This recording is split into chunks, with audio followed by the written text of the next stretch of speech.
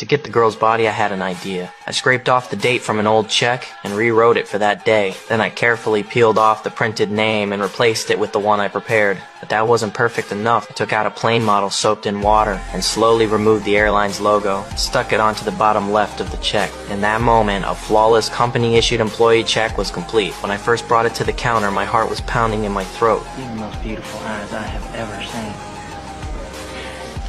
You get that all the time. I almost got caught, but I pushed through. That day, I got my first taste of success. From that moment on, a crazier idea exploded in my head. I started buying model planes in bulk, mass-producing the logo stickers, kept acting like a pilot, and cashed in fake checks one after another. I thought I was already bold, until one random conversation showed me the real opportunity. Are you my dad head to Miami?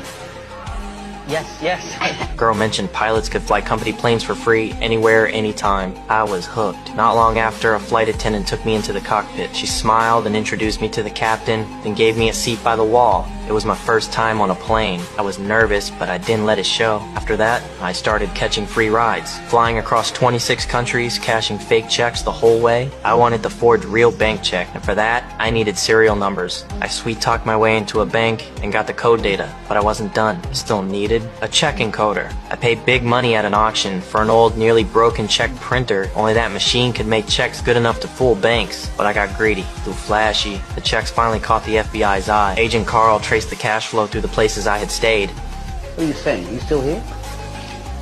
201. He was getting closer. That day I was packing in my room when there was a knock at the door. Carl burst in. The room looked empty, except for faint water sounds from the bathroom. He grew alert, shouted at the door for me to come out. I opened it slowly. You're late, all right? My name's Alan, Barry Allen, United States Secret Service. Your boy just tried to... Smiling calmly while my mind raced for an exit. He asked for my ID. I acted compliant and handed him my wallet. Right then, I pointed outside. Carl glanced out. Someone was being put in a police car. He slipped out the door and vanished into the crowd. He'd never seen my real face. He had to believe me. By the time he sensed something was off and checked the wallet, it only had useless cards inside. He ran to the window, but I was already gone. That was our first face-off, and clearly, I won. He lost. Oh, God damn it!